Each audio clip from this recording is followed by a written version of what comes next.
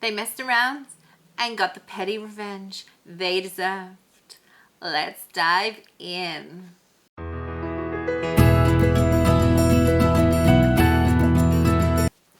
I purposely walked into a woman who wouldn't let me off the elevator. Staying in a hotel for a week for a work thing, there's this woman who I encountered when attempting to get out of the elevator. She was either with her boyfriend or her husband. Elevator doors open, she's right there and she just zooms in. I have to jump back to avoid being mowed over. Her partner waits for me to exit. That was lovely of him. Well, the next day I'm leaving around the same time. Elevator doors open and there she is. Without thinking, I'm like, not today. And with the same energy, I power walk out, shoulder checking her. I'm shorter than her, so it's more like shoulder chest check. But she stumbles and gives me a dirty look. I just smile and continue on. I saw her one more time in the lobby and just smiled at her in the face of her glare. These people are the same people who wait in front of the luggage belt at the airport and block the way for the people who have a luggage on the belt already. And when I step up to actually grab my bag, I have zero problem barging in and shoving them out the way and or hitting them with my bags as I try to get out. Common sense is now called uncommon sense because it's become very hard to come across. Yes. I've begun to literally walk into people when getting off buses as they're trying to squeeze their way in before the doors have even opened. I hope by shoving them aside, it'll eventually teach them some manners. Probably not. A lot of people are very entitled these days. A lot of them. I have no idea who you are at class reunion. My high school class had our 25th reunion over Labor Day weekend. We hadn't managed to put together a reunion since our sparsely attended 5-year. We went to a small college prep school. Our class had 72 kids where everybody knew each other, and because it was small, you could bounce between activities so there weren't a lot of cliques. High school was mostly fine for my best friend John, names changed, and I expect for one guy named Tom, who wasn't so much a bully as much as just a general jerk to the smarter kids in the class. He constantly made jokes at our expense and pranked us with things like creating a bunch of fake invites to a fake party at my parents' house or starting a rumor that he had seen John kissing a girl who was a lesbian. John founded a company in his late 20s and has done very, very well for himself. He, and to some extent myself, have raised a lot of money for local charity over the years, and recently he spearheaded the construction of a STEM center to be jointly run by several area schools, including our high school. His name got put on the building. This has given him a pretty public profile and made him somewhat locally famous. Yes, his parents had some money, but he has far outpaced them. His company has a marketing assistant that has helped get his name in the news, including being featured by our high school's alumni newsletters and social media. They also manage his social media accounts because he gave up a few years ago due to time and professionalism. All this has nothing to do with ego. He is an awesome guy, but knows that his company's profile and revenue has risen with because of his personal profile. Tom has, since college, always been kind of a flashy, self-promoting grifter, a get-rich-quick guy. Because of social media, I know he first tried to be a white rapper / DJ in the early 2000s, then has bounced from car sales to some real estate investing thing that sounded like mortgage fraud. I'm in construction and RE, so I can recognize that crap. To some PE sounding investment group, and now has some crypto bro thing going on. Through the years, he has heavily promoted himself on social media and even tried to do the whole pay me to teach you investment strategy thing. He even DM'd me several times with investment opportunities, to which I never responded. Fast forward to last weekend, John hosted a part of the reunion at his house/barn. He has several acres. About 50 alumni plus spouses and probably 20 kids showed up. John and I, our spouses, and a few friends pretty much camped out on chairs on a side patio and mostly didn't bother to mingle. We were all drinking and catching up. Mid-evening, Tom came over to us to glad hand John. John stayed calm and exchanged general pleasantries, but quickly Tom launched into some BS. You know you have done well, but you could make a lot more money in crypto. John interrupted him with, I'm sorry, I didn't catch who you are here with. Is your wife one of our classmates? You could tell Tom was a bit taken aback. No, man, I'm Tom. We were classmates? Do you remember I used to razz you? John scratched his head and said, Not really. I think I have a pretty good memory of our class, but I don't remember you at all. Then John got serious while giving a small wave to the event planner, Ashley, nearby. Listen, I get approached all the time like this because of my business. I get it, but this is my home and a private event. Then looking at Ashley, hey, can you take a moment to verify the guest list? I'm not sure what's going on here. Thanks. Ashley then addressed Tom while giving him a big fake smile. Right this way, sir. We just need to verify your ID against the guest list. I'm sorry. I hope you understand. Tom followed her off in a bit of a huff. John sat back while giving me a wink and then said to the group, It's unfortunate. I have to be careful. Someone else piped up, Yeah, that was Tom. He was in our class. John kind of shrugged and said, Must not have interacted with him much. Then changed the subject. 20 or so minutes later, Tom returned with a classmate who had largely organized the weekend and had been friends with him in high school. She said, I hear you said you don't remember Tom. He was in our class for all 4 years. He played on the football team. John again shrugged and said, I'm sorry. Sometimes people just fail to leave an impression on me. I hope you enjoy my home and have a lovely weekend.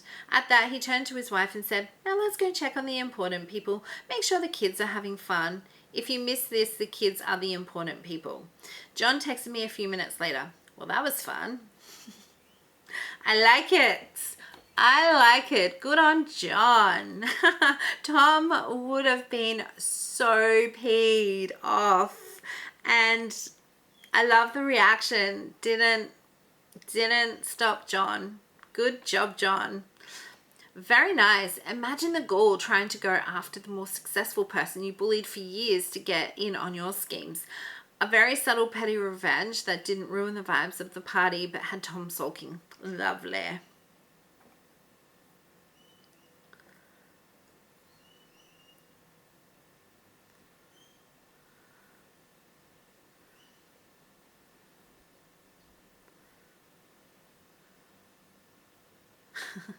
Was his name Biff Tannen?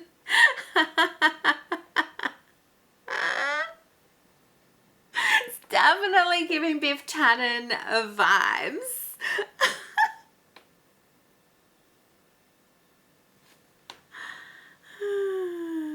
Dear. Oh, that was gold.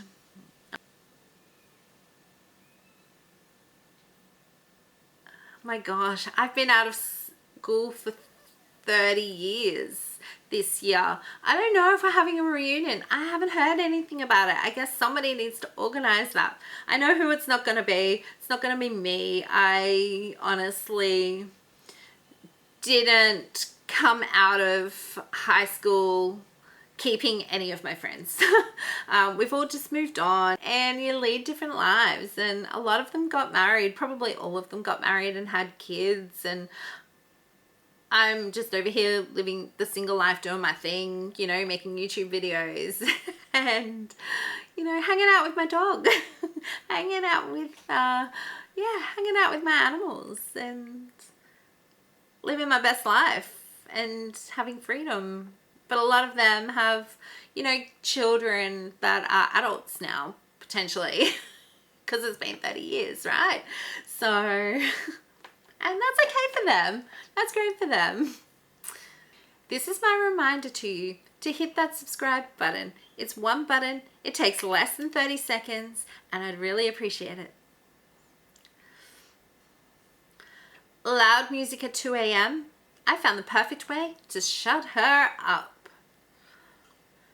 When I was in college, I had this neighbor in the dorms named Sarah. Sarah wasn't evil, just loud. Every night she'd blast music at 1 or 2 a.m., usually when I had an early class. No matter how many times people asked her to turn it down, she'd laugh it off and say, "Relax, it's college." One night before a big exam, I was desperate for sleep. I knocked on her door around midnight and asked politely if she could lower the volume just a little. She smirked, said, "Sure," then cranked it even louder. I laid in bed staring at the ceiling, absolutely fuming. The next morning after my exam, I decided I wasn't going to let it slide. Sarah was notorious for sleeping in late, usually till noon, and she hated mornings more than anything.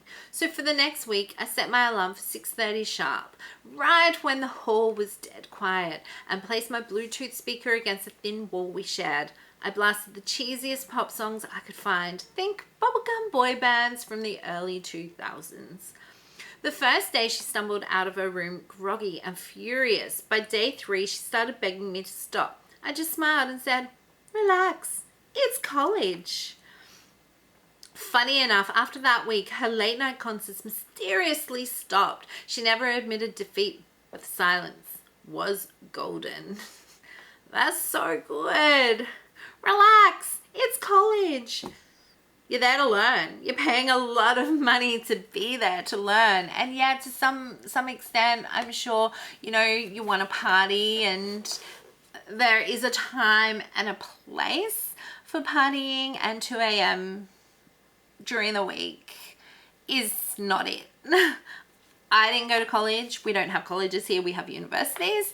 I also didn't attend university. I just went straight into working and was working full-time by the time I was 19.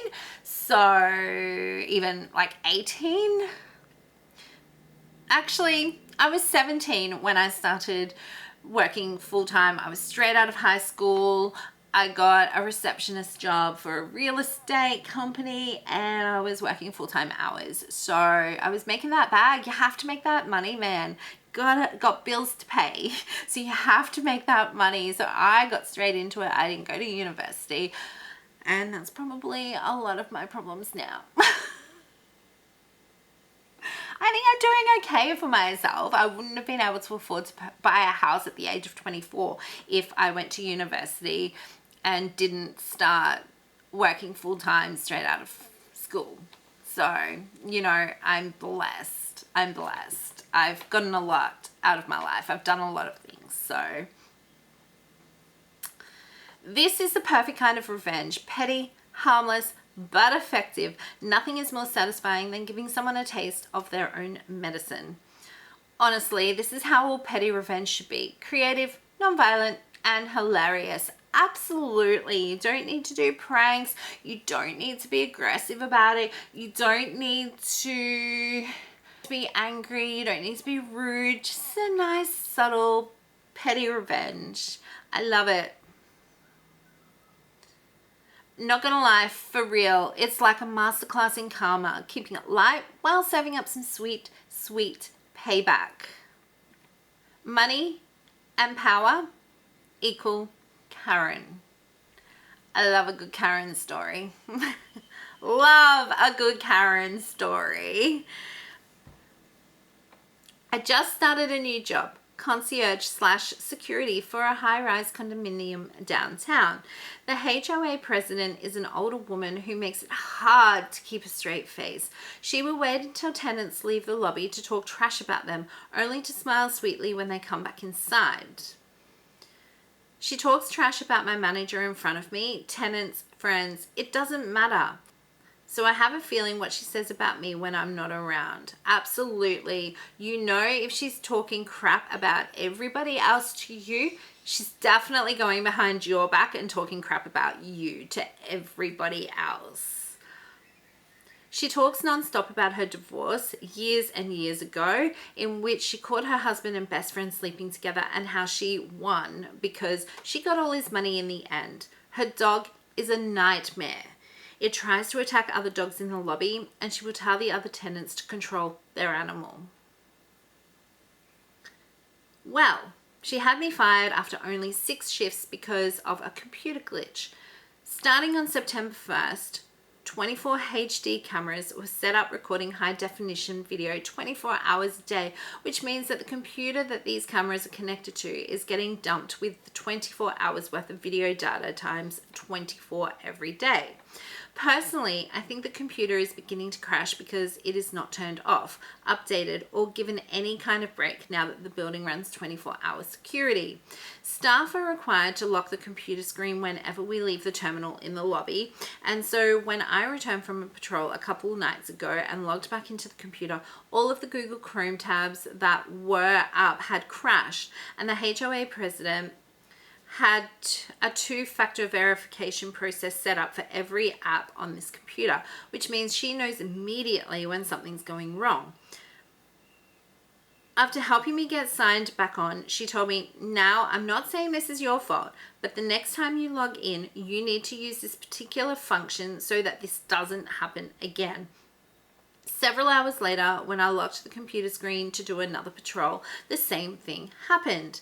6 hours later, I received a call from my HR representative letting me know that I would not be returning to my job. For the last 3 days, I have been using this person's online business to sign them up for every free catalog request I can possibly find. At this point, she has about 60 free catalogs on their way, and I'm not stopping anytime soon. For every action, there is an equal but opposite reaction. Do you want to ruin somebody's life? You might want to think about what that might look like for you before you just take your thumb off the nuclear detonator remote. I've read a lot of these Reddit petty revenge stories where people are getting revenge by signing the crappy person up with catalogs that they would just receive, or emails, spamming them with 1,000 emails. Actually, I got signed up one night. I ended up getting 1,000 emails from random places. I wonder if that was an ex-employee that had it out for me and had an issue with me. I've only just thought of that. I've only just remembered this. It was about, I don't know, like 4 years ago now. I was woken up at 2 a.m. with my phone dinging with all these email notifications that I'd subscribed to all these random places from around the world. And honestly, I was an area manager for a burger place at that time, so it could potentially have been an ex-employee who was out to get me. It's all coming together. It's all making sense. All making sense to me now. I'm still trying to unsubscribe from some of those emails. I still get some. It's because I can't understand them because they're in a different language and I can't work out where the unsubscribe button is to unsubscribe to them all. But thank you.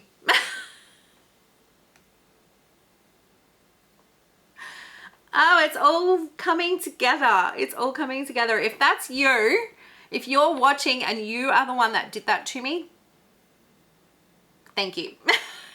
I was gonna say, I hate you, but honestly, that's all in the past. It was so long ago. So much has changed. I've changed a lot, and it's okay. It's okay. I forgive you. I lied to my pick-me friend, and she got a tattoo based off it. It's been about 2 years since this happened, but I just got confirmation from a friend who attended her tattoo appointment that it was because of what I said. The backstory. I, 25 female, was introduced to Peggy, fake name, also 25 female, through a mutual friend. She had recently moved into the friend's neighboring apartment unit and was quickly introduced to our friend group. Almost immediately, I could tell we weren't going to get along based off of some backhanded compliments that were given, but I decided that was too quick to judge her fairly and invited her to a game night with a friend and I was hosting. Huge mistake. Game 1. Sardines. During a drunken game of sardines in the dark, Peggy faked a fall and pushed my head into a shelf. How do I know she faked it? Because she literally told me in front of everyone and laughed about it, saying, I found him first. That's why I pushed you. Oof, what a nasty human. Game 2, King's Cup. Peggy called me out during the never have I ever portion for having gone through a divorce. Talking about it normally wouldn't have bothered me since everyone who was there already knew about it and were really supportive during that time. But it was the fact that she was trying to single me out and shame me for it. Throughout the rest of the night, this kind of behavior continued, and by the end, I was thoroughly convinced she had some sort of vendetta against me. Finding out what, or in my case, who it was, took almost no time at all. She definitely has a vendetta against you. One of our friends, who we'll call Mark, was in attendance that first night. Mark, 28 male, is a tall, kind, funny, and generally attractive guy. Essentially, he's catnip for her type. At this time, we were pretty close friends and Peggy did not like that. For the next 6 months, anytime he was around, I had to deal with the most ridiculous, awkward, and petty attempts of her trying to single me out or embarrass me.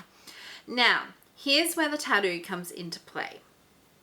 I had been planning on getting a dragon tattoo for over a year. I am fully aware that dragons are a common and trending tattoo, but I wanted it anyways because it was special to me and my mum. I had even worked with my tattoo artist on incorporating her favorite flowers into the piece and figuring out what kind of style or other details I wanted. About a month before my appointment, Peggy heard a friend and I talking about the tattoo and started asking questions. I swear I could see the moment the light bulb went off in her head because she grew the biggest crap-eating grin I have ever seen. My light bulb moment happened shortly after, when she asked where and what kind of dragon tattoo I wanted to get. I lied. I told her about how much I love the movie Spirited Away, because I do. It's a banger. And went on a tangent about how I grew up on that movie, how my dad showed it to me, and that it'd be cool if he, Haku, was wrapping around my arm or something. If you haven't seen the movie, one of the main characters is a boy named Haku who turns into a dragon. Peggy had never seen this movie before, so I encouraged her to check it out and ended the conversation there. Now, considering she had never seen it before, I didn't think she'd actually do it. But Reddit, she did it. And it wasn't just a tiny, cutesy little thing either. She committed to my exact description. The thing is freaking huge.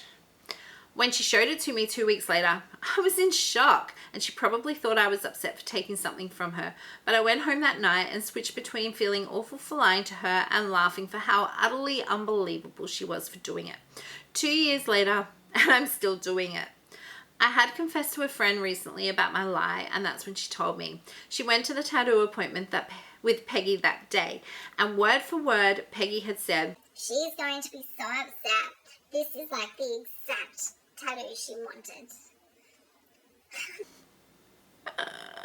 What is Peggy's problem with you? Wow. But that is good revenge, and Peggy is now going to have that god-awful tattoo on her body for the rest of her life. And she doesn't even know what it is. She just got it because she thinks that she is giving it to you.